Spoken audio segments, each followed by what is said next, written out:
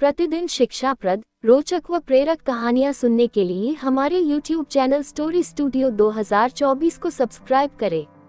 अब हम शुरू करते हैं हमारी आज की कहानी। शीर्षक, माता शबरी की कथा। बात भगवान राम के जन्म से पहले की है, जब भील आदिवासी कबीले के मुखिया आज के घर बेटी पैदा हुई थी। उसका एक नाम श्रमना और दूसरा नाम शबरी रखा गया।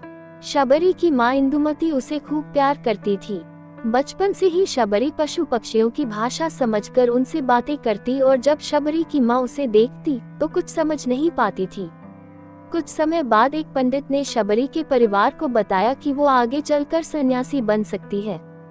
इस बात का पता चलते ही शबरी के पिता ने उसका रिश्ता तय कर दिया। जैसे ही शादी का दिन नजदीक आया, शबरी के घर वालों ने खूब सारी बकरियां और अन्य जानवर घर के पास लाकर बांध दिए। एक दिन शबरी का माँ जब उसके बाल बना रही थी तो उसने माँ से पूछा, इतने सारे जानवर हमारे घर क्यों लाए गए हैं? माँ ने जवाब दिया, बेटी, तुम्हारा विवाह होने वाला है, इसलिए हम लोगों ने इनका इंतजाम बलि के लिए किया है। तुम्हारी शादी के दिन ही बलि प्रथा होगी और फिर इनसे स्वादिष्ट भोजन बनाकर सबको परोसा जाएगा। ये सब सुनकर शबरी दुखी हो गई। काफी देर तक शबरी ने उन जानवरों को आजाद करने के बारे में सोचा। सोचते सोचते शबरी के मन में हुआ कि अगर ये जानवर यहाँ नहीं होंगे तो इनकी बलि रुक सकती है। ऐसा नहीं हुआ तो मेरे घर से कहीं चले जाने पर ही यह बलि रुकेगी। जब मैं ही नहीं रहूंगी तब न विवाह होगा और न ही बलि प्रथा। इससे मासूम जानवर बच जाएंगे। इसी सोच के साथ जानवरों को रखी गई जगह पर शबरी पहुंची। उसने सोचा कि उन्हें खोल देती हूँ, लेकिन वो ऐसा नहीं कर पाई। उसके बाद शबरी जंगल की तरफ भागने लगी। भागते भागते शबरी ऋषिमुख पर्वत पहुंच गई। वहां करीब 10,000 ऋषि रहा करते थे। शबरी को लगा कि वो भी इसी जंगल में किसी तरह ऋषि मुनियों की सेवा करके अपना जीवन जी लेगी। वो चुपचाप उसी जंगल में एक हिस्से में किसी तरह से रहने लगी। शबरी रोजाना ऋषि मुनियों की झोपड़ी के आगे झाड़ू लगाती और हवन के लिए लकड़ियां भी लाकर रख देती। ऋषि मुनियों को समझ नहीं आ रहा था कि जंगल में उनके काम अपने आप कैसे हो रहे हैं। एक दिन शबरी को किसी ऋषि ने देख लिया। उसे देखते ही उसका परिचय पूछा। जैसे ही शबरी ने बताया कि वो भील आदिवासी परिवार से संबंध रखती है तो उसे ऋषियों ने खूब डांट लगाई। शबरी को इस बात का बिल्कुल भी पता नहीं था कि उसकी जाति छोटी है और उसे ऋषियों द्वारा जाति की वजह अपमान सहन करना पड़ेगा। इतना सब होने के बाद भी शबरी हर ऋषि मुनि के दरवाजे पहुंचती और उनके आंगन में झाड़ू लगाकर उनसे गुरु दीक्षा देने के लिए कहती।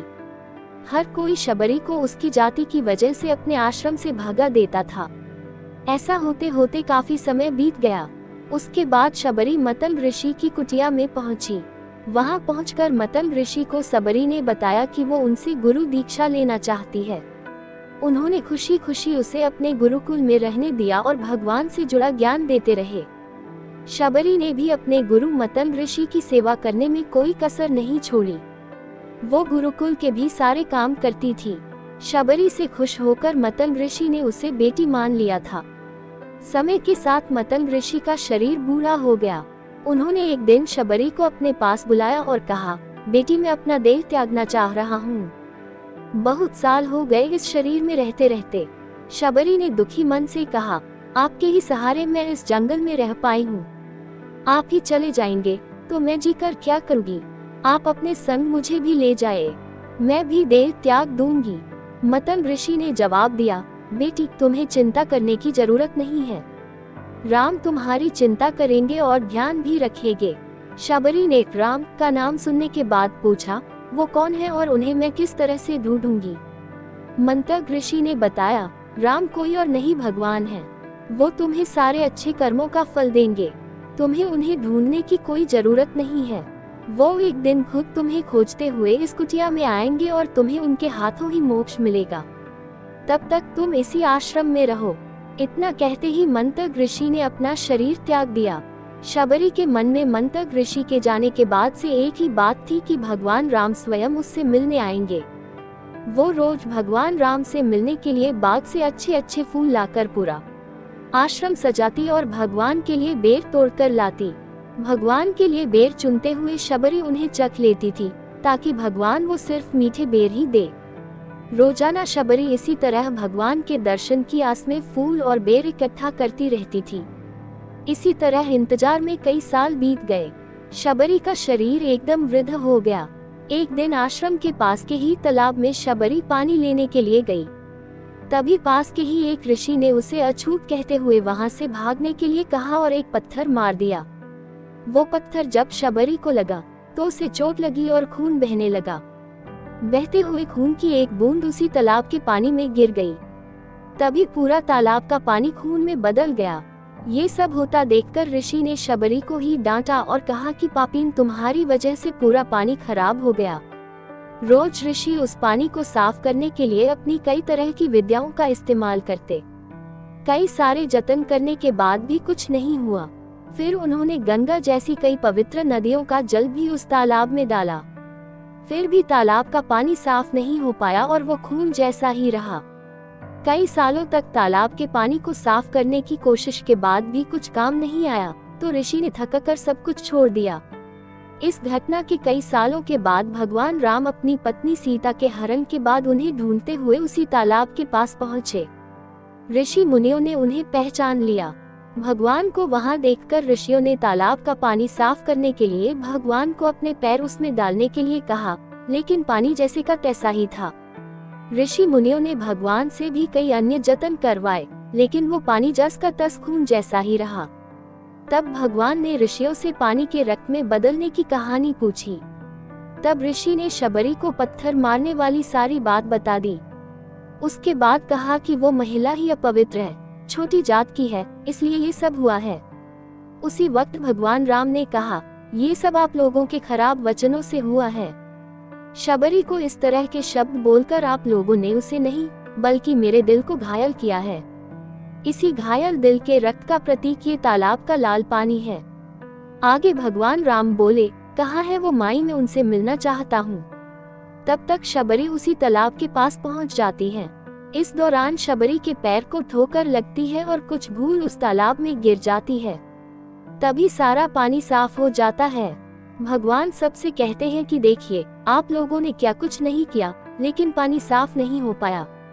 अभी सिर्फ इनके पैर की थोड़ी सी धूल ने ही तालाब का पानी साफ कर दिया। भगवान राम को शबरी पहचान चुकी थी। उन्हें प्रणाम करके शबरी ने कहा, भगवान, आप मेरे साथ कुटिया में चलिए। भगवान भी खुशी खुशी शबरी के साथ चल पड़े।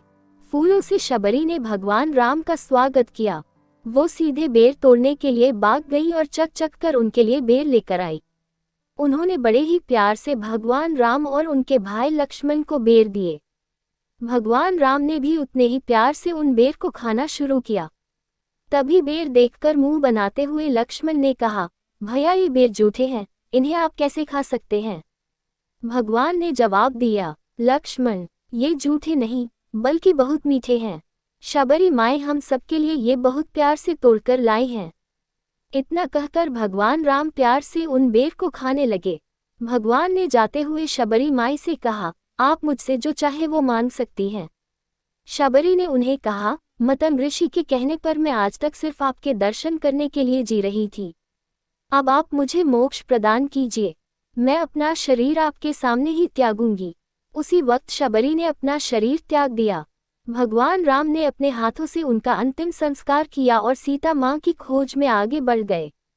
इस तरह से ऋषि मतंग की बात सच साबित हुई और शबरी को भगवान राम के दर्शन भी हुए। तभी से भगवान राम को शबरी के राम भी कहा जाने लगा।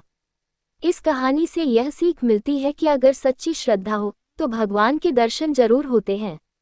अगर आपको हमारी कहानी पसंद आए हो तो अपने मित्रों और परिवारजनों को जरूर शेयर करें और हमारे YouTube चैनल स्टोरी स्टूडियो 2024 को सब्सक्राइब जरूर करें।